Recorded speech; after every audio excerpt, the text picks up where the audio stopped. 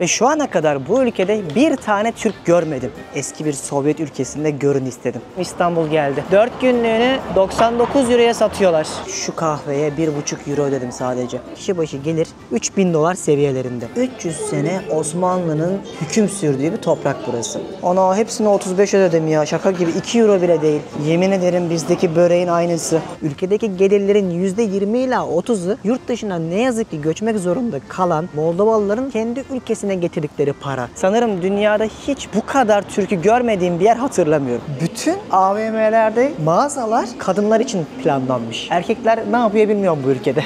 You can speak English well, how come? 90'ların sonunda aldığımız gibi satıyorlar bisküvileri, şekerleri, baksanıza. Hazırsanız sizlere iyi seyirler, bana da keyifli bir Kişinev gezisi olsun. Türkiye'nin lider su arıtma markası Aura Sebilon Unique sunar.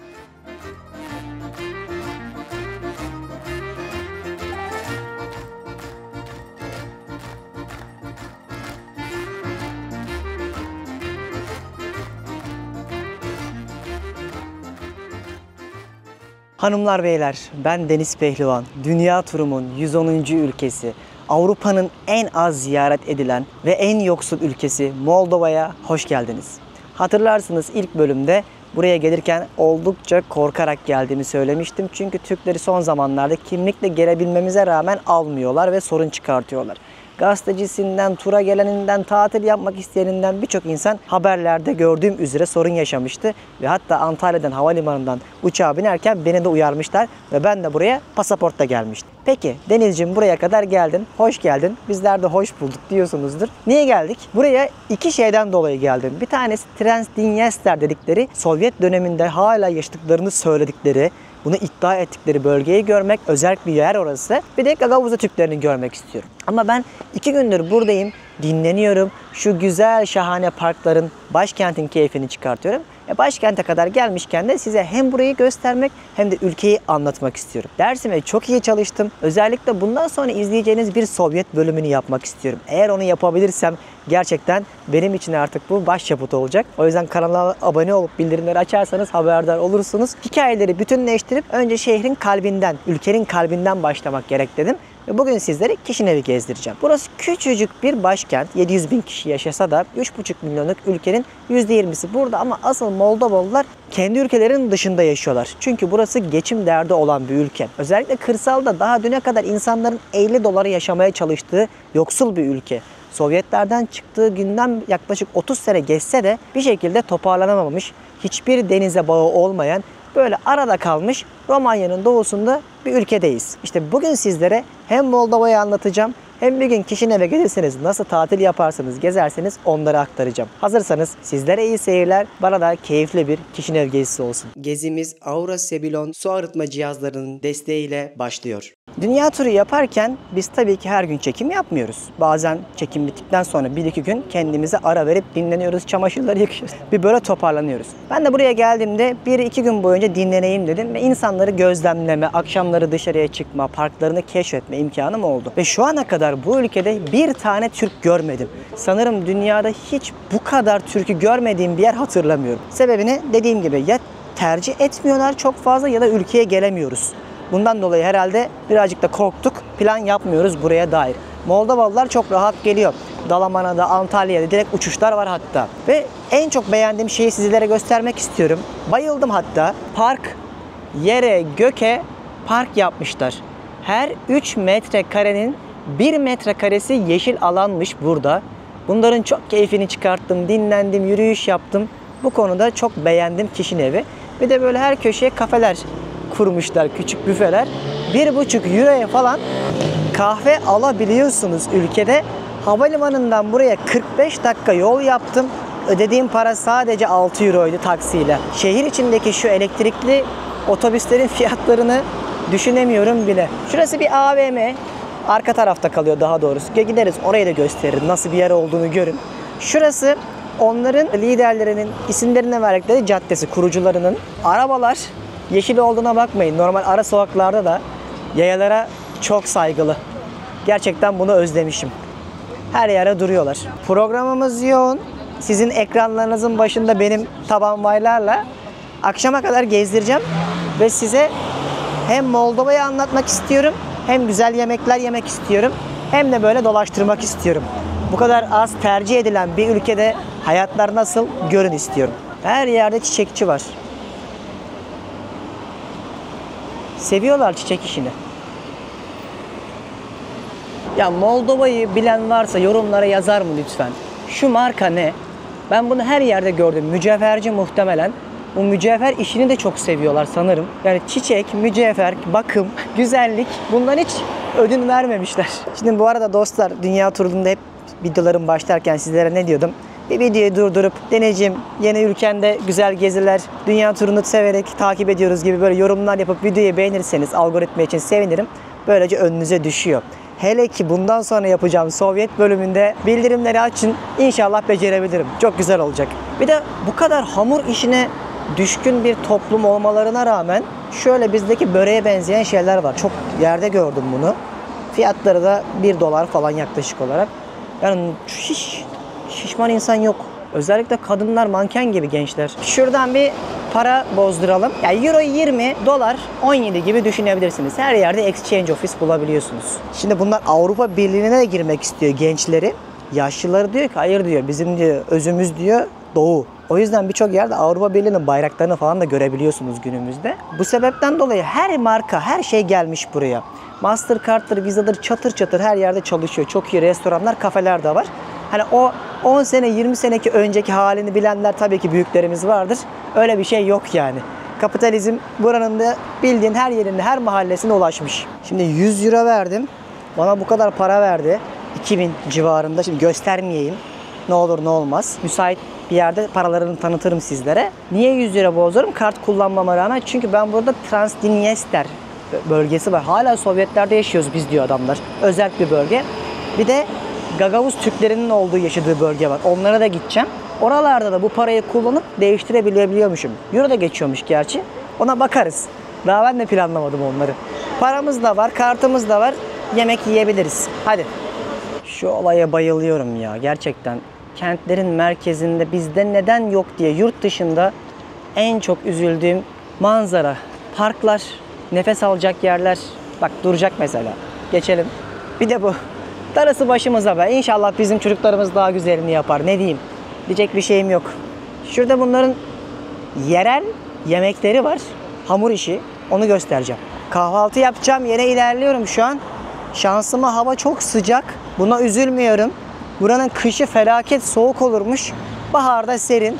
Ama dün mesela hava çok çok güzeldi. Bizdeki Ekim gibi düşünün. Gezmek çok keyifliydi. O yüzden bu dönemlere dikkat ederek gelmenizi öneririm. Şimdi bizim Türkler buraya niye geliyor?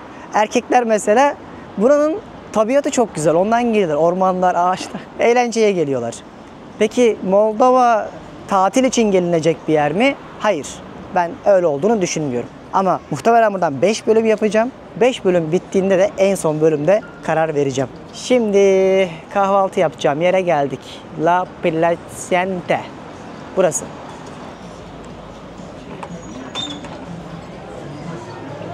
O çok güzel kokuyor.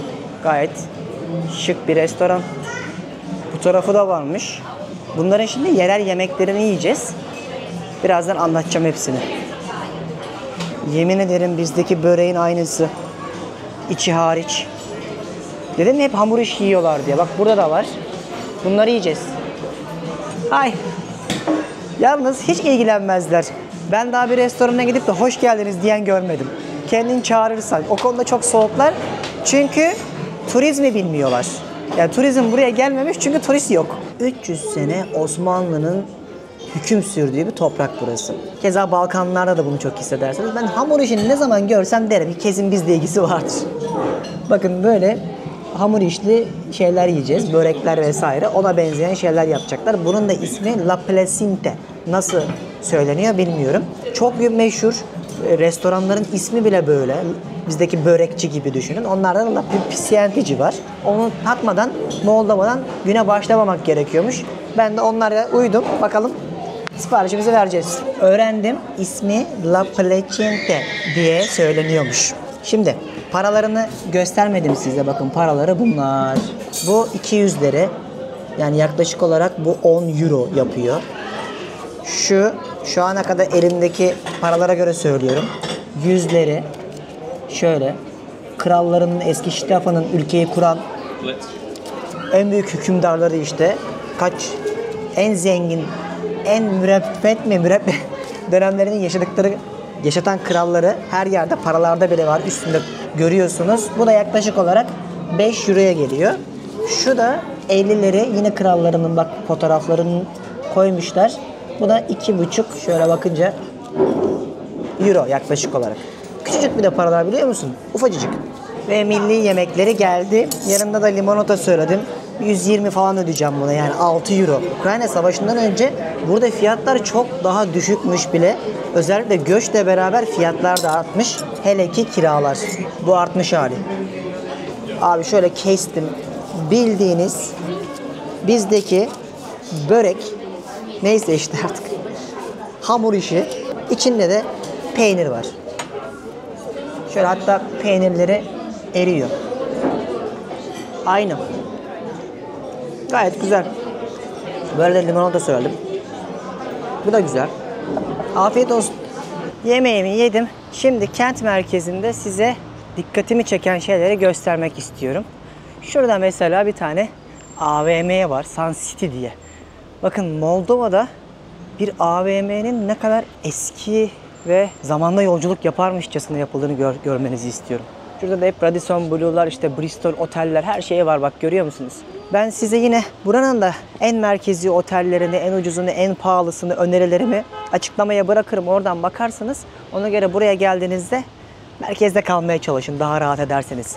Sıralı halde oraya bırakacağım. Girelim bakalım. Dün gezdim ben burayı. Tripod alacaktım. Hatta 4 tane ve 3 tane mi ne AVM var. Hepsini gezdim tek tek. Abi bir tane AVM'de tripod bulunmaz mı? Hiçbirinde bulamadım. Apple Store'lar, teknoloji merkezlerine de gittim, yok. Şu an kentin en lüks muhitindeyiz, kalbindeyiz. Böyle bir AVM'leri var. Yani mağazalaşma yok AVM'de. Sanki Eminönü'nde dükkanlar olur ya, böyle elektronik marketleri bizim. Pasajlar, onun gibi. Dikkatimi çeken bir şey söyleyeyim. Kadınlar çok güzel Moldova'da. Ruslar falan da var, karışık. Çok bakımlı. Erkekler de paspal, tamam mı? Benim senin gibi yani. Sonra AVM'lere girdim abi. Her şey kadınların üstünde kurulmuş, biliyor musunuz? Bak her şey. Mesela bak, parfümcü, kozmetik yeri. Kadınlar için şurada kıyafet satan ayrı bir yer. Bak şurası da yine kozmetikçi. Bütün AVM'lerdeki mağazalar kadınlar için planlanmış. Erkekler ne yapıyor bilmiyorum bu ülkede. Sizin de dikkatinizi çeker buraya gelirseniz. Benim en çok bu dikkatimi çekti. Şimdi dolaşalım buradaki ünlü caddelerinde. Biraz daha arka sokaklardan yürüyünce evlerin, balkonların, binaların eskidiğini görebiliyorsunuz, değil mi? Ha, şurada Efes var. Burada Efes de çok içiyorlar. Marketlerde de gördüm. Restoranlarda da, ve bizden daha ucuz bu arada. Baksana yani, bina üstüme düşecek neredeyse. Sıvası mıvası hiçbir şey kalmamış. Bura böyleyse ben köyleri düşünemiyorum ya. Gerçekten lüks mahallesindeyim şu anda. İyi bir yanını gördüğümüzü düşünüyorum. Sovyetlerden ayrılan bütün ülkelerde gördüğüm özellik, bir arka sokağa geçtiğinde şöyle bak, kaldırım sistemlerinin bile bozulmaya başlamaz. O düzen bir anda gidebiliyor. Bunu çok görürsünüz. Bir de böyle tezgahlar çok açarlar. Bak, bu abi kitap satıyor. Rusça. Baksanıza, eski kitaplara benziyor. Is it all Russian? Ruski? All Russian. New or old books? Ha, no İngiliz. So, mixo. Thank you. Have a nice day. Yok abi yok, Rusça bilmezsen zor. Buradan Türk gençliğine bir mesajım olsun. Hayatınızda kesinlikle Rusçayı öğrenin. Bak, Rusça önemli bir dil. Gerçekten. Erkekler özellikle kesinlikle Rusça öğrensin. Rusça, İspanyolca, İngilizce. Şaka maka, bu üçü dili bilirseniz dünyanın kapısı ardına kadar açılır. En azından rahat iletişim kurarsınız. Alfabesi bile farklı. Ben bu yaştan sonra kalkıp Rusça öğrenmekle uğraşmak istemiyorum mesela. Uğraşsan öğrenirsin. İnsanın yapamayacağı şey yok ama önceliklendirme anlamında. Önce kendinize yatırım yapacaksanız gençler, bu dilleri öğrenin. Benden size 110 ülke görmüş bir kardeşiniz olarak en büyük önerim olsun. Bak, Yunanistan, Bulgaristan paket turlar satıyorlar 7 gün. 169 euro. 139 euroya. 7 gün değildir ama ya. Vallahi Bilal şunu çevirsin bir dakika. 7 günmüş. İnanılmaz. Gerçek mi bu ya? Yani şu tatili Yunanistan'da kendin yapsan daha çok para ödersin. Bizdeki paket tur sistemi gibi. Bu kadar ucuzunu görmemiştim dedim, İstanbul geldi. 4 günlüğünü 99 euroya satıyorlar. Bu saçma ama bu uçak bileti bu kadar para ya. Bunda bir gariplik var. Neyse devam edelim. Burada ünlü bir pazar var. Manavcılar, etçiler gibi diye biliyorum. Onu görmeye gidiyorum. Ben de daha hiç gitmedim. Bu sefer arka sokaklardan gideceğiz. Sonra dil çıkaran, laf atan bir kadın. Korkuttu beni. Ondan sonra ana caddeden yürürüz. Sessizliği fark ediyor musunuz? İnsanlar bile sessiz. Çocuklar bile sessiz. Pazar başladı. Aslında çok yoksul bir ülke dedim ya. Gerçekten bunu insanların yüzlerinden anlayabiliyorsunuz, biliyor musun? Zor yaşamları yani, kolay değil. Baksanıza, bak şurası bir dışarıya tezgahlar atıp hayat mücadelesi veren, tezgahı olmayan insanların yerleri. Burada da pazar başlıyor. Çok güzel meyve kokuyor. Oo, kavunun kokusu var ya, mis. Ey maşallah. Patlıcan bu kadar büyük oluyor muydu ya? Yarıya bölerseniz işte yani 1 euro 20, oradan hesaplayın. Bizdeki meyvelerin, sebzelerin aynıları. Bak karadutlar, şeftaliler, kayısılar. Ama kokusu güzel. Şurada bir tavukçu var. But satıyor. Mesela tavuğun kilosu, butun 2,5 euro falan ya. Çok uygun değil mi? 80-100 lira yani. Pazarın adı bu. Kişinev Merkez Pazarı. Şu arka tarafından geldim ben. Önüne doğru geçeceğim şimdi. Güzel, ben böyle yerleri gezmeyi çok severim. Siz de işte gerçek hayattan yüzler ve izler görün ekranlarınızın başında. Buralar tavukçular sokağıydı. Hepsi köy tavuğuna benziyor. Bak yağlı yağlı, organik gibi. Burada lor peyniri, çökelek peyniri satıyorlar. Baksana, direkt ezine peyniri. Burası bir tarım ülkesi, yemyeşil bir coğrafya olduğu için peynir, şarapçılık, hayvancılık çok iyi. O yüzden lezzetli ürünleri var. Yani ben şu ana kadar gittiğim restoranlarda da hep güzel yemekler yedim. O konuda iyiler. Pazarın diğer tarafına geldik. Böyle yerler çok güzel oluyor gezmesi gerçekten. 90'ların sonunda dükkanlardan, marketlerden aldığımız gibi satıyorlar bisküvileri, şekerleri, baksanıza. Açıkta böyle direkt alabiliyorsun. Zamanda yolculuk yapıyormuşsun gibi. Her şey çok eski. Her şey ama. Şimdi pazarın tam kalbine geldim. Genişlikten de anlayacağınız üzere. Böyle sanki hani Latin Amerika'da bir pazar yeri geziyormuşum gibi de hissetmedim değil. O videolarımı da izleyin dünya turumdan. Çok şey anlattım. Çok rehber olur onlarda. Şöyle gidelim.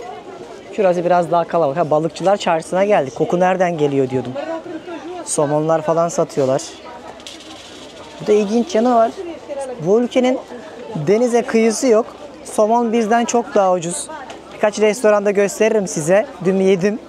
İnanamadım hatta, yani böyle sabah kahvaltı sandviç gibi falan yapıyorlar. 4 euro muydu, 5 euro muydu, neydi? İlginç. Bu pazar nereye kadar gidiyormuş?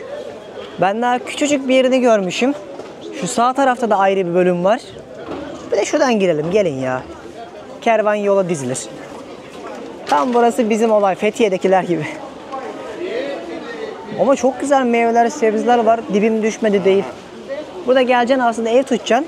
Kendi yemeğini de yapacaksın. Biraz yaşayacaksın. Aylık çok uygun bir rakama yaşarsın da bence. Bura hayatın gerçek merkezinin olduğu yerdi. Ama çok susadım, dilim damağım kurudu. Bir su alalım, gelin. Şöyle bir yer buldum. Yanlışlıkla gazlı su almışım. Ya bu hatayı hep yapıyorum. Genelde şu mavi kapaklılar gazlı oluyor. Neyse, sudur sonuçta, içeceğiz. Her şey ya Rusça ya Romence.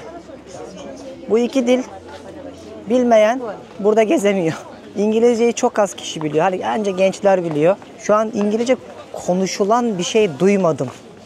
Dediğim gibi zaten turist olmadığı için böyle bir ihtiyaçları yok. Daha çok buraya gelenler de şu an Rusya'dan tatile gelenler ya da akrabalarını görmeye gelenlermiş. Bak burada çok güzel meyve çerez reyonları var ama her şey açıkta.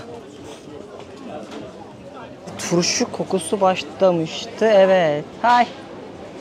Ha, turşu satıyorlar bizdeki gibi. Havucundan, lahanasından ne ararsanız bak böyle kavanozlamışlar da patlıcanları falan. Hiç göz teması kurmuyorlar. Onu fark ettim. Yani bunu restoranda da hissediyorsun. Kafede de, pazarda da çok mesafeliler. O soğukluk Sovyetlerden kalan hep böyle derler ya bu coğrafyalarda. İnsanın karakterine de işliyor. Ben bunu hissettim. Hani bizde ya da işte Akdeniz insanında ne vardı? Vay ne yapıyorsunuz lan gel buraya. Tanımasam bile değil mi? Onlarda mesela hiç yok bu. Bak burada kur çok daha yüksek. Ben 19.10'a bozdurmuştum. 19.61'miş pazarda. Tabii ben en merkezi yerde bozdurdum uğraşmamak için. Çıkalım. Karşıda da bir şeyler var. Böyle buraları dolaşacağız bugün. Burası da Kıyafetçiler Çarşısı. Böyle sergi gibi düşünün bizdeki. Tabii tahminimce zaten büyük bir çoğunluğu ürünlerin Adidas'ından Nike falan gördüm. Çakma. Çok bir şey yokmuş burada. Çok beğenmedim. Renkli değil. Ben böyle yerlere gezerken hep empatisi yaparım. Ya ben de burada doğsaydım ya da sen de. Acaba hayat nasıl olurdu? Acaba dünyaya bakışımız, inançlarımız nasıl olurdu? Hayat nasıl olurdu? En çok bunun empatisini yapıyorum. İnsanların hayatları da çok zor, bakmayın. Bu insanlar mesela en zor yaşayanlar. Tezgah dahi zor atmışlar bakın dışarıya. İçeriden yer bulamamışlar. Sana zaten çoğu ürün ikinci el gibi. Yani süpürge satıyor. Çöp şeyi. Şurada sütyen falan satıyorlar. Tişört satıyorlar. Bunların hepsi ikinci el. Çok çok zor durumları gerçekten. Ve ana caddeye geldik. Sovyetler döneminde o kadar insanın canını yakmışlar. O kadar masum insan açlıktan ölmüş. Ve o kadar sebepsiz ya da sebepli savaşlardan dolayı milyonlarca insanı öldürmüşler diyorum bir ideoloji uğruna. İnsanlar hala günümüze kadar bu etkileri yaşıyorlar. Düşünsenize daha 30 sene önce dağılmış bir devlet ve ne kadar büyük bir devletti. Ta Bering Boğazı'ndan Almanya'nın doğusuna kadar, Türkiye'ye kadar ki bütün ülkeler, Orta Asya'daki birçok ülke hepsine sahiplerdi. Ve insanlar sırf bu ideoloji ayakta kalsın, güçlü olsun, sistem tutunsun diye sömürüldüler, aç bırakıldılar. Yeter ki Sovyetlerin gücü dünyaya hükmetsin. Ne insanlar bak ne hikayeler okudum. Gerçekten tüyleriniz diken diken olur. Yapılan şey sözde ideoloji altında insan emeklerinin ve haklarının sömürülmesinden başka bir şey değildi. Ve milyonlarca gariban insana olan oldu. Daha çok. Birçok siyasette olduğu gibi. O yüzden bu ülkeler de işte o dönemin ne yazık ki garibanlarındandı, zorla girenlerinden de. Ama 90'larda ilk ayrılanlardan da bir tanesiydi. Ve hatta ayrılıktan sonra Sovyetlerden, dağılıyor Sovyetler zaten. İlk tanıyan ülkelerden biri Türkiye. Böyle de bir bağımız var. Şimdi çok sıcak hava. Yani ağzım kurudu. Şu alışveriş merkezine kadar yürümüşüm, hiç fark etmedim. Bir de burada dolaşalım, bir de burayı göstereyim size. Burası biraz daha modern, biraz daha lüks bir alışveriş merkezi. Şöyle göstereyim. İki yüzünü de görün istedim. Yani arkada çarşılar, pazarlar günümüzün AVM'leri şeklinde. Böyle 4-5 katlı bir yer burası da. Bak size ne göstereceğim. Yine her masada varız. AVM'de buradan düzgün bir su alayım dedim. Bizim baklavalardan var. Baklava Cunuchi. Bunlar da aynı. Bu da baklava. Arkası da aynı. Bu baklava roll. Bu baklava triva. Şöyle bir dükkan. Çok iyiyiz yeme içmeye de. Gerçekten dünyanın en iyisiyiz iddia ediyorum. Türkiye Cumhuriyeti vatandaşı olduğum için değil ama markalaşma yok. Markalaşmayı bir başarsak İtalyanmış, Fransızmış elimizden öper yeme içme konusunda. Gerçekten çok iyiyiz. Gelmişken de görmüş oldunuz. No gas. Still. Gençler biraz daha İngilizce biliyor. Onları çekmiyorum. Çok utanıyorlar çünkü. Şimdi böyle bir kafeye geldim. Soluklanıp kahve içmek istiyorum. Bir kahve, bir süt, yanına sıcak. Sorry? Ana hepsini 35 ödedim ya. Şaka gibi. 2 euro bile değil. Gerçekten şu kahveye 1,5 euro ödedim sadece. Ve AVM'deyiz şu anda. İnanamayacağınız bir şey daha geldi. Bilin bakalım bunun içinde ne var? Lokum tabii ki. Ülkenin en büyük yabancı yatırımcılarının Türkler. Bunu ilk videoda söylemiştim. Bu da bizim kurduğumuz şirketlerden bir tanesi muhtemelen. Oğlum ben Türkiye'yi var ya çok seviyorum ya. Afiyet olsun.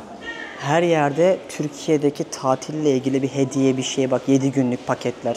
Çok iyi Türkiye'nin reklamı yapılıyor gördüğüm kadarıyla ama bir cumartesi günü bile bakın alışveriş merkezi bomboş.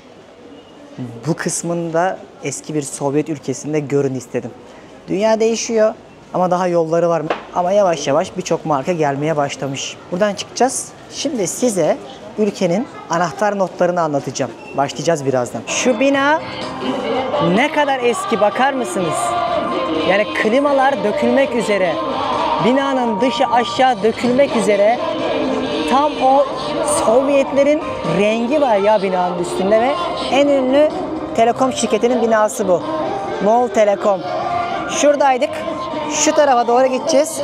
Hep böyle gürültü yapan, dua eden, bir şey yapan teyzeler var. Paramı topluyorlar anlamıyorum. Meydanlarda böyle bir şeyler okuyorlar. Hangi dil olduğunu bile bilmiyorum. Bence Rusça. Gördüğüm en ilginç şeylerden bir tanesi böyle kafeslere kedileri koyuyorlar. Para topluyorlar fotoğraf çekmek için. Shelter'ımız var yani bakım yeri. Onlara diyor evsiz kedi köpekler için para topluyoruz diyorlar. Altına da İngilizce yazmışlar. Böyle biraz bağış yapıyorsunuz aslında. Biz de yapalım. İnşallah gerçekten bakmak içindir. Sonuçta her canlıdan mesulüz. Dünya sadece insanlık için değil. Her nefes alan, almayan mikroorganizmalar dahi onlar için de var olmalı. Şimdi gençler şu binaları görüyor musunuz? Tam işte size Sovyetler özeti bak. Sıvaları dökülmüş, eski böyle ruhsuz uzun binalar. Şu manzara size tam o kareyi göstermem için bir örnek. Şu alt geçitten karşıya gideceğim. Güneş yakıyor çünkü. Biraz da karşıdan yürüyelim. Böyle bir yerdeydim. Bir alt geçit burası da. Bizdeki Eminönü'nde olur ya. Onlardan bir tanesi. Burada da böyle telefon, elektronik vesaire bir sürü şey satıyorlar. Gece gündüz burada insan yürürken bir şeye dikkatini çekiyor dostlar. Bütün otobüs durakları kalabalık. Yani insanların araçları yok. Arabalar burada çok ucuz olmasına rağmen. Yani sizin Türkiye'de 30.000 dolara aldığınız bir araba burada 10.000 dolar. Ama burada insanların gelirleri çok kötü. Ne yazık ki üzücü olan da zaten bu. O yüzden bu insanlar göç etmek zorunda kalıyorlar. Ülkede yaşayandan çok dışarıda, yurt dışında yaşayan, çalışmak zorunda kalan Moldovalı var.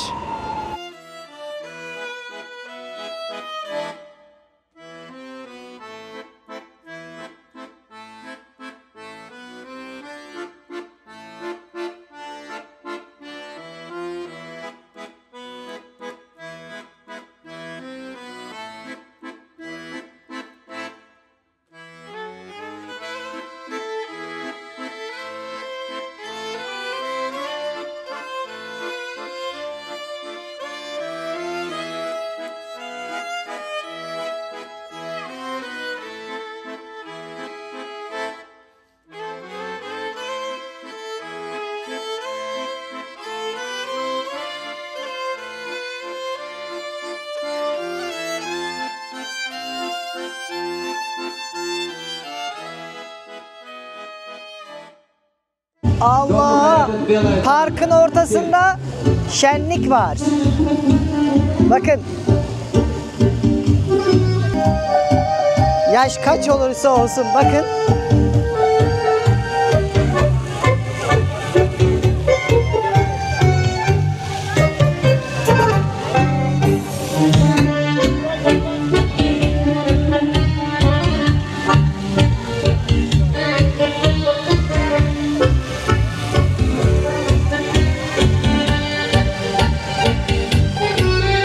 Az önce sizler insanların eğlencelerine ortak olurken aslında onlar kendileri için çok önemli bir ulusal liderlerinin parkının içerisinde geziyordu. Onun adı Stefan the Great. Büyük Stefan, hatta Osmanlı döneminde elime kuş kaka yaptı. Güvercin, hemen direkt dilemeliyim. Allah'ım lütfen 197'nin hepsini tamamlayayım. Teşekkürler. Dur, önce elimi sileyim. İlk defa başıma böyle bir şey geliyor. Tamam, el temizlendi. Osmanlı Moldova Prensliği, yani Boğda'nın bu liderine zamanında Stefan Bey diyormuş hatta. İşte onun adına yapılmış devasa park bu. En ünlü caddeleri de şurası. Size kaç saattir gösterdiğim yerler. Onlar için bu ülkenin kurucusu. Aslında ülke tarihine baktığınızda binlerce yıllar öncesine kadar giden insanlığın buraya geldiği dönemler var tabii ki. Ama tarih kitaplarında onların en önemli, kıymetli, değerli liderleri işte az önce gösterdiğim abi, burası da parkıydı. Hatta bu adama o kadar çok değer vermişler ki 92'de önce, sonra 2000'de aziz ilan edilmiş kutsal bir insan aynı zamanda. Düşünseniz ya, 40 küsür sene hükümdar oluyorsunuz. Ülke ve aynı zamanda Romanya için şu an günümüzün önemli bir liderisiniz. Siz ölüyorsunuz, 400 sene sonra sizi aziz ilan ediyorlar. Yani çok dini anlamda kutsal ilan ediliyorsunuz. Aziz ve Azizeli internette araştırırsanız ne kadar önemli olduğunu görürsünüz. Hatta Osmanlı'nın Balkanlardaki en büyük yenilgisine sebep olan lider de bu adam. Ama tabii Fatih Sultan Mehmet bir sene sonra tekrardan savaşı kazanıyor. Diğer başka bir savaşı. Yine yönetimi, bölgeyi ele geçiriyor. İşte bizimle olan en büyük bağları bu mu? Hayır. 300 sene boyunca Osmanlı bu bölgeyi de yönetiyor. İşte Moldova ve Romanya'nın resmen ulusal kahramanlığı, bağımsızlığın figürü ve aynı zamanda ülkenin dört bir yanında heykellerini, caddelerini, parklarını görebileceğiniz en önemli kişisi buydu. Ona değinmeden Osmanlı Devleti ile olan savaşlardan ve günümüzün Moldova'sında neden önemli olduğuna bağlamadan eksik kalırdı puzzle'ın parçaları. Çünkü şu gördüğünüz kapıda o kazandığı savaştan dolayı yapılmış. Şimdi oraya girince biraz daha size detay vereceğim. Bunları bilmek lazım. Yani Sovyetleri de bilmek lazım. Bu ülkenin tarihini de bilmek lazım. Bilmezseniz eksik kalır. Ben dünyayı gezdikçe sizlere verebileceğim en kıymetli şey, artık dünya haritasını avucumun içi gibi bildiğim için gittiğim bütün ülkelerin siyasi ve ideoloji yaklaşımlarını bütünleştirip neden mücadele içinde olduklarını daha iyi anlıyorum. Özellikle Sovyetler videomda bunu çok iyi anlatacağım. Gerçekten sen de ben de çok masum insanlarız. Dünya ve devletler ne yazık ki böyle yönetilmiyormuş. İnsan gezdikçe, büyüdükçe, siyasi taraftan baktıkça bizim aslında ne kadar olaylara masumane ve kalbi yaklaştığımızı fark ediyorsunuz. Ama günün sonunda bir laf var ya, fillerin kavgasında çimenler ezilir, olan sana bana oluyor. İşte bu coğrafyaları da gezerken bunları bilmek lazım. O yüzden koskoca Osmanlı Devleti'nin, düşünsenize kaç sene, 700 sene, 800 sene yaklaşık olarak dünyayı yönettiği, üstüne Sovyetlerin gelip 50-60 sene boyunca dünyanın bir ucundan bir ucunu yönettiği. Şimdi günümüzün Amerika'sı mesela, ne kadar tarih değişiyor ama günün sonunda bir şekilde birileri dünyayı yönetiyor. Bunları da dünyayı gezerken bence bilmek, anlamak ve anlatmak lazım diye düşünüyorum. Yoksa ben ne biliyorum, elime bir tane kamera alıp dolaşıp park göstermeyi, bu kısmı sanki biraz daha kıymetli. 15. yüzyılda Osmanlı, Sırbistan, Bulgaristan, Eflak gibi birçok yeri fethetmeye başladığında Moldova'ya da geliyor sıra ve Moldova, yani Boğdan, bunu kabul etmek istemiyor. Sonra Osmanlı Devleti diyor ki, siz bizim oradaki Osmanlı köklerimizi günümüzün Ukraynası bölgesinde öldürüyorsunuz ve savaş açıyor. 30.000 kişiyle buraya geliyor. Bu adam da ordumuzu bizim bataklıkta pusuya düşürüyor ve 30.000 kişiye şehit veriyoruz. İşte bu kazandığı savaştan dolayı Stefan'a Hristiyanlık kılıcı veriyorlar. Adam aptal değil. Osmanlı'nın ne kadar kuvvetli olduğunu biliyor ve batıdan yardım istiyor. Günümüzün işte Polonya'sı, o ülkelerden, o bölgedeki. Yardım gelmeyince de Osmanlı ile ittifak yapıyor. Diyor ki tamam diyor, ben diyor vergimi vereceğim. Sonra yine uymuyorlar. Fatih Sultan Mehmet sırf bu yenilginin intikamını almak için bizzat sefere çıkıyor. Stefan'ı yeniyor ve geri çekilmek zorunda kalıyorlar. Ama biz burayı alamıyoruz. Ve Osmanlı Devleti Stefan'ı tam anlamıyla indiremeden geri çekilmek zorunda kalıyor. Özellikle kaynakta hastalık ve yiyecek sıkıntısından dolayı olduğu söyleniyor. Tabii burası soğuk da bir coğrafya. Bu yüzden geri çekilmek zorunda kalıyoruz.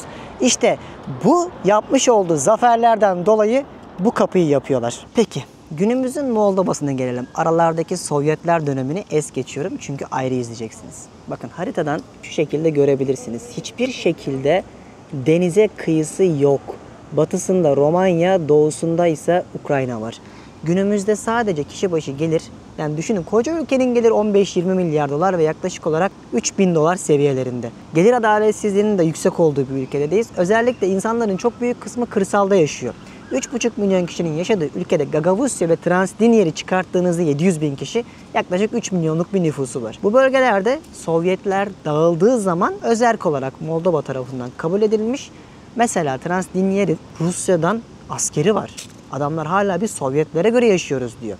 Gagavuz Türklerine bakıyorsun, Ortodoks yani Hristiyan Türkler, onları da ziyaret edeceğim. Ama Moldova diyor ki siz burada yaşayabilirsiniz, sorun yok ama bana bağlısınız. Bununla beraber 3,5 milyonluk ülkenin arkadaşlar neredeyse hiç sanayisi yok. Her şey tamamen tarım üstüne. Dünyada gittiğim hiçbir ülkenin gelirleri içerisinde göçmenlerden gelen para kaynak kısmı olarak görüldüğünü görmedim.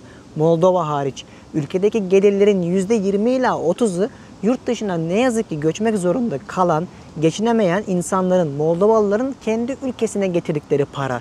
Çünkü bu ülkede tarım dışında neredeyse hiçbir şey üretilmiyor. Hatta ülkeye girerken ben size ne demiştim? Ülkenin tek uluslararası havalimanı Kişine Uluslararası Havalimanı. Başka havalimanları dahi yok. Dünya ile neredeyse hiçbir bağları yok bu konuda. Ama aynı zamanda son yıllarda batıya açılmaya çalışıyorlar ki Avrupa Birliği 1-2 milyar dolar bir fon ayırdı gelişmeleri için. Bu yatırımlarla ülke yeniden ayağa kalkmaya çalışıyor. Ve burası da yine yazılım sektörüne son yıllarda önem veren ülkelerden bir tanesi. Şu ana kadar ülkenin neresinde internet kullanırsam kullanayım, gerçekten bak kafesinden oteline kadar Türkiye'dekinden hızlıydı. Yapılan yatırımlar da IT alanında özellikle internetin gelmesiyle beraber toplumun böyle odaklandığı sektörlerden bir tanesi olmuş günümüzde. Ülkede dünyanın en uzun şarap mahzeni var. Oraya da belki ziyaret ederiz.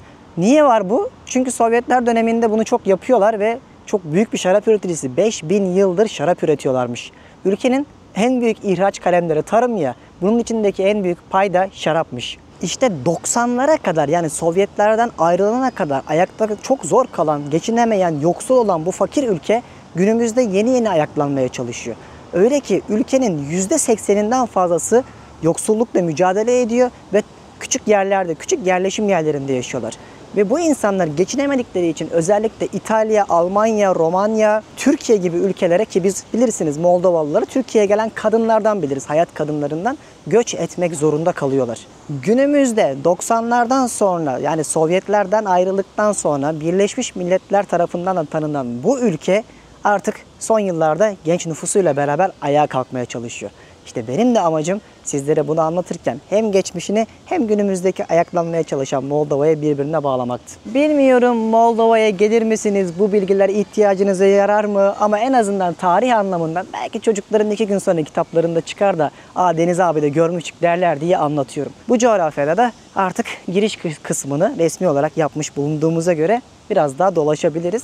Çünkü bu ülke Sovyetlerden sonra çok böyle Balkanlardaki gibi zorluk görmüş ama bizim gelmediğimiz bir yer. Yani Balkanlara hepimiz gidiyoruz. Kosova'sından, işte Karadağ'ından, Sırbistan'ından, Bulgaristan'ından, Bosna'sından ama burayı bilmiyoruz. O yüzden en azından bilmeniz için böyle ben İngilizce kaynaklardan da çok okudum. Sizlere böyle bir özet çıkarmak istedim. Böyle parkın, bir başka parkın içerisinden yürüyelim bakalım. Tarihe de doyduysak. Sovyetler döneminde yapılmış, yine söylüyorum, en iyi şey parklar. En iyi.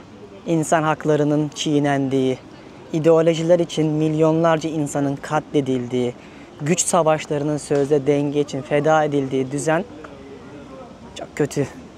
Okudukça mideniz bulanır. Neler neler yapmışlar var ya, ne zulümler. Keza aynısını hatırlarsınız Almanya'da çekmiştim Naziler döneminde. Sırf savaş ve güç mücadelesi için ne insanları öldürdüler. Daha güçlü olmak için sözde. Bir de şu günümüzün huzuruna bakın. Bak, dediğim olay. Çiçek, çiçek, çiçek. Her yerde çiçekçi var. Ne kadar romantikler. Ya da başka mı bir anlamı var anlayamadım ki. Hani bir geleneksel bir kültür de bu.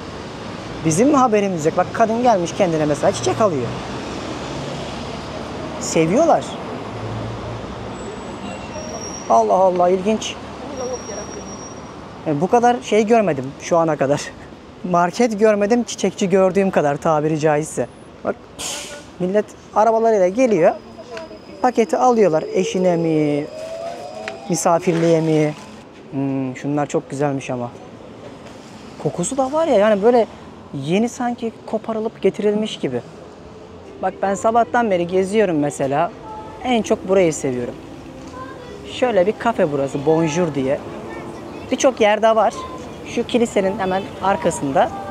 Burada insanlar geliyor, kahvelerini alıyorlar. Böyle serinlemeleri için de su püskürtüyorlar. Oturup keyif yapıyorlar. Çok güzel bir yer. Müzikler falan da çok güzel burada. Bir de bunun arkasında şu cadde var, kapının olduğu. Orası da böyle en hareketli yerlerden bir tanesi. Zaten gördünüz yani, çoğu yer o kadar sakin ki insan göremiyorsunuz. Ben size geçen buranın gecesini göstermiştim diye hatırlıyorum ilk bölümlerde. Bir de gündüzünü görün. Gündüz böyle trafiğe kapatıyorlar. İnsanlar böyle sağdaki kafelerde takılıyor. Sol tarafta da böyle hediyelik eşya, magnet satan yerler var. En gürültülü yer burası. Şu sağdaki yer de böyle pub gibi. Akşamları falan kalabalık oluyor. Dün yürüyüş yapmaya geldiğimde görmüştüm. Ama asıl bir yer var. Akşam sizi oraya götüreceğim. İnanamayacaksınız. En kalabalık, en çılgın yerine. O da bir sokak yani.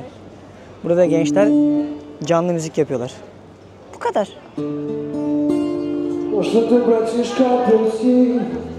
Sokak bitti. Benden de bu kadar. Bir kahve içeyim. Kahve saatim geldi. Şurası güzel bir yere benziyor. Neymiş adı? Amano Restaurant, kafe. Çok şık yerler de var, baksanız ya. Bunlardan bir tanesi.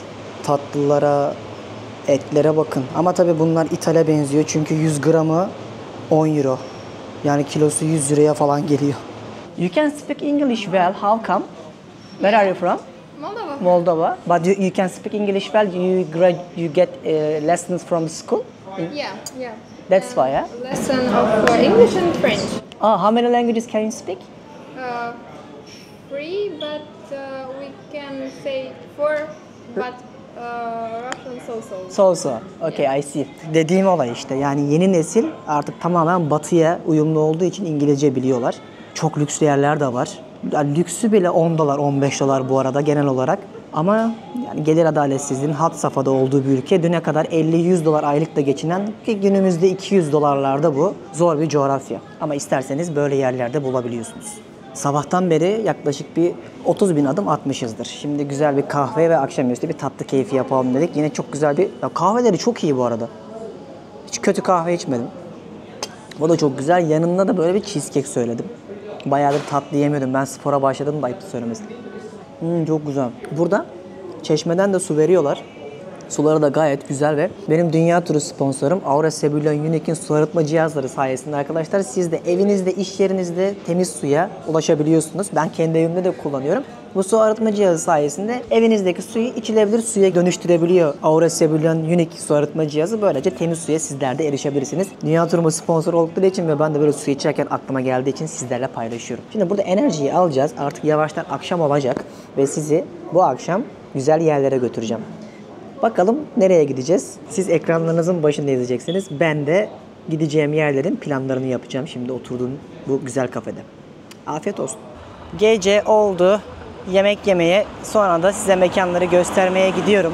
İnsanlar gece sanki daha da hafta sonu olduğu için sokağa dökülmüş gibi. Şimdi bakalım bizi bu akşam neler bekliyor görelim. Ya ben dün dışarıya çıktım burada. Bir sürü gece kulübü var. 50-100 tane barından, gece kulübünden, pub'ından bir dünya yer var. Ama asıl ana bir nokta var. Daha çok insanların takıldığı. Oraya gittim, gördüm. Daha çok gençler falan vardı parkın etrafında. Burası zaten cuma ve cumartesi yaşayan bir ülke, şehir. Hafta içi hiç kimseler olmuyormuş. Hatta hafta içi ilk geldiğim gün şurada Escobar diye bir tane pub'a gittim. Çatı böyle rooftop, çatı katındaydı. Bir şey içtim mesela. Çok sakindi. Bakalım hafta sonu nasılmış. Baksanıza herkes gece dışarı çıktı. Ben böyle daha ölü bir yer bekliyordum ya. Gerçekten çok şaşırdım. Şu ileride Çok güzel böyle bir restoran var, Mojito diye. Orayı bayağı övmüşler. Oraya doğru yürüyorum. Onun karşısında da zaten birazdan şu parkın etrafında eğlenmeye başlayacaklar. Dün de öyle olmuştu çünkü. Bugün de öyle olacak muhtemelen. Çok acıktım, bir yemek yemek istiyorum. Mojito, bildiğiniz içkisi olan, şu ağaçların altında, tiyatronun hemen yanı başında. Camiye geçince solda. Tek başına gezmek de çok keyifli bu arada arkadaşlar. Ben çok zevk alıyorum. Sezer'i de özlemedim değil. O da şu an Kore ve Japonya falan geziyor. Şimdi yakında buluşacağız. Şimdi ben böyle geziyorum, size anlatıyorum. İşte dünya turları yapıyoruz falan ama eğer siz de gezmek istiyorsanız böyle bu şekilde rahat rahat. Biz Beni de Gezdir'ini kurduk ya. Oradan gidin kartlar alın. Phuket, Bali, Paris, Roma, Prag, Viyana, bunların hepsinin kartlarını hazırladık. O kartı alıyorsunuz. Satın aldıktan sonra içindeki böyle önce bir videomuz var. Anlatıyoruz şehri nasıl gezersiniz, benim böyle gezdiğim gibi. Ülke nasıl bir ülke, nasıl gireceksiniz falan. Sonra yazı olarak da vizesinden, konaklamasından, ulaşımına kadar her şeyi hem web sitesinde benidegezdirin.com'da ya da isterseniz iOS ve Android uygulamasında satın aldıktan sonra görebiliyorsunuz. Satın alacaksınız. Mailinizi aldıktan sonra o mailinizle üyeliğinize gireceksiniz ve kartınızı göreceksiniz. Detayları açıklamaya bırakırım. Oradan bakarsınız. Bu saydığım her yere gidebilirsiniz. Çok güzel bir platform kurduk. Şu anda Instagram'da 80.000'den fazla takipçimiz oldu. Binlerce insan da indirdi ve bir tane kötü geri dönüş almadık. Çünkü bu işi seviyoruz, biliyoruz, size de aktarıyoruz. Ya bir kahve parasına neredeyse o aldığınız kartla ömür boyu, bu arada bir yıllık falan değil, sizin oluyor. Öyle buraya kadar gelmişken duyurmak istedim. Detayları açıklamadan bakarsınız. Çok acıktım. Şurası işte mekan. Mojito. Gidelim bakalım. Bak mekan böyle. Çok şık yapmışlar ve çok büyük. Burası bar kısmı. Şöyle göstereyim. Ben buraya dün de geldim, yine yer yoktu. O yüzden böyle bulabildiğim yere oturuyorum. Burada hem sushi var, hem bunların mutfaklarından yemekler var, hem de dünya mutfağı var. Fiyatları da oldukça iyi. Yani böyle 10 dolara, 15 dolara falan yemek yiyebiliyorsun. Ve çok şık, yani şehrin en kalabalık, en lüks mekanlarından birisi. Aha da böyle. Vallahi yemeğimi yedim. Gerçekten bu sene yediğim en iyi makarnalardan bir tanesiydi. Ve ona 10 dolar verdim yaklaşık olarak. Gayet helal, hoş olsun. Ortam gayet şık ama hep arkada bir müzik çalıyor. Bunlar da genelde restoranların aynı zamanda gece kulübü ortamı da olduğu için bunu seviyorlar. İçeride sürekli nargile içiyorlar. Bu eski Sovyet ülkelerinin tamamında bunu görürsünüz. Ama yakın zamanda fark ettim ki sigarayı dışarıda içirmeye başlamışlar. Bu da güzel bir detay oldu gördüğüm. Çünkü sevmiyorum kokusunu. Ve bu şehirde fark ettiğim bir şey var, sürekli ambulans sesi. Bitmiyor. Sabah akşam bu sesi duyuyorsunuz. Geçmiş olsun tabii de, yani çok fazla fark ettiğim bir durum oldu bu. O yüzden dikkatimi çektiği için sizinle paylaşıyorum. Şimdi gece oldu. Size söylediğim şuradaki kırmızı yerlerde böyle gençler toplanıyor, partilemeye başlıyorlar. Ben de oraya doğru şu anda ilerliyorum. Böyle bir kaldırımdan. O sabah gösterdiğim caddenin geceki hali. Gayet güvenli. Hiç ben böyle bu kadar güvenli beklemiyordum. Daha güvensiz bir yer. Hani Barcelona'ya gidersin, soyulma ihtimalin daha yüksektir. Onu söyleyebilirim. Çünkü bazen kadınları falan fark ediyorum. Çantasını, telefonunu masanın üstünde bırakıyor. Siz yine de yapmayın ama genel olarak bu rahatlığı bu kentte hissettim. Bakın şurası Piana Vishia. Aslında bir Ukrayna markasıdır. Ve vişneli şaraplarıyla ünlüdür. Bak size orayı göstereyim. Her şey bunun etrafında dönüyor.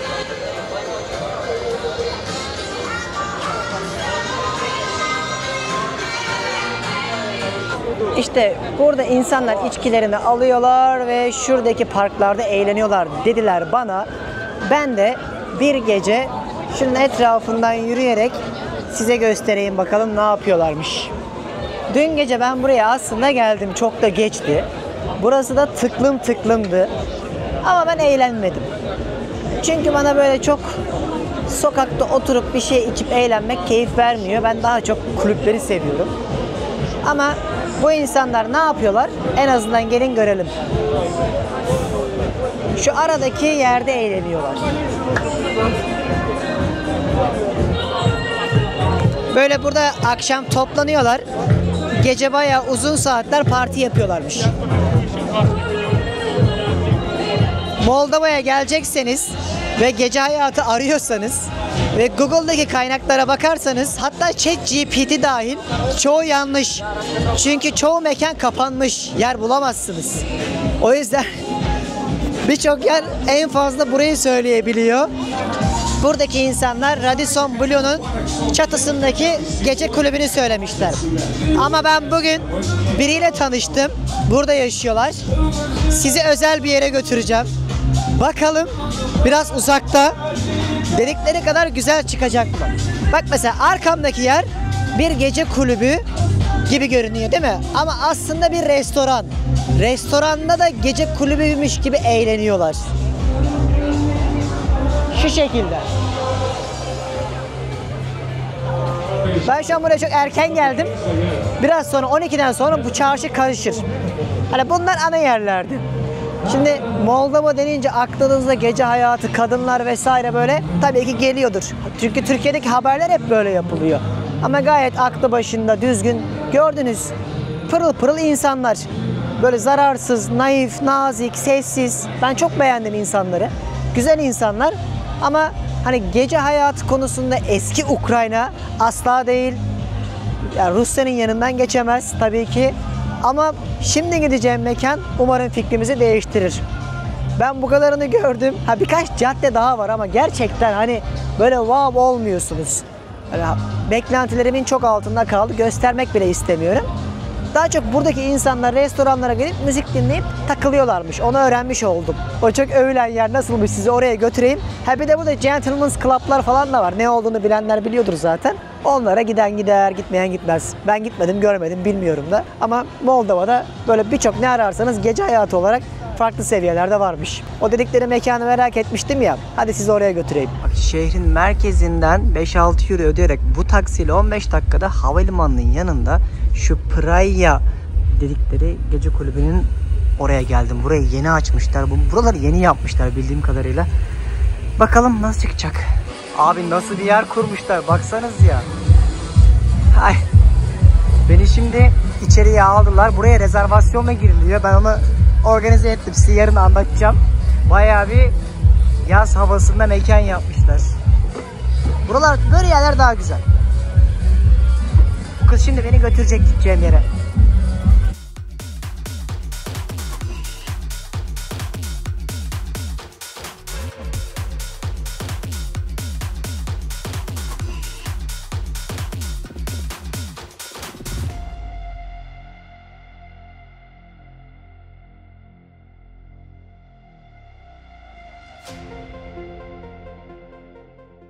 Dostlar, dün ben gittim mekana. Böyle 15 dakikada falan taksi beni götürdü. Gördüm, nasıl eğlendiklerine baktım. İşte Rusya'ya, Ukrayna'ya, Belarus'a, buralara göre kıyasladım. Dediğim gibi hani benim amacım sizlere burada bir gezi rehberi çıkarmaktı. Burada da çok güzel bir Türk'le tanıştım. Bana çok yardımcı olacak. 15-20 yıldır burada yaşıyor. Çok güzel fikirler öğrendim. Mesela merkezde o size gösterdiğim yerlerin çoğu böyle daha çok öğrencilerin vesaire takıldı. Daha böyle uygun yerler.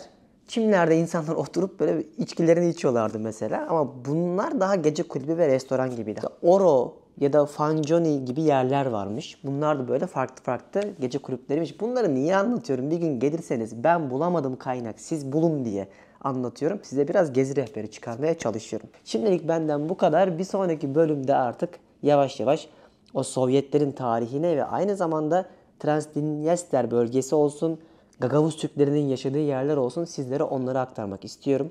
Bir yandan da biraz hastayım. O yüzden ben de bugün dinlenip kendime gelip videolarla uğraşıp ertesi gün yola çıkacağım ve sizlere bir sonraki bölümde bunları anlatmaya başlayacağım inşallah.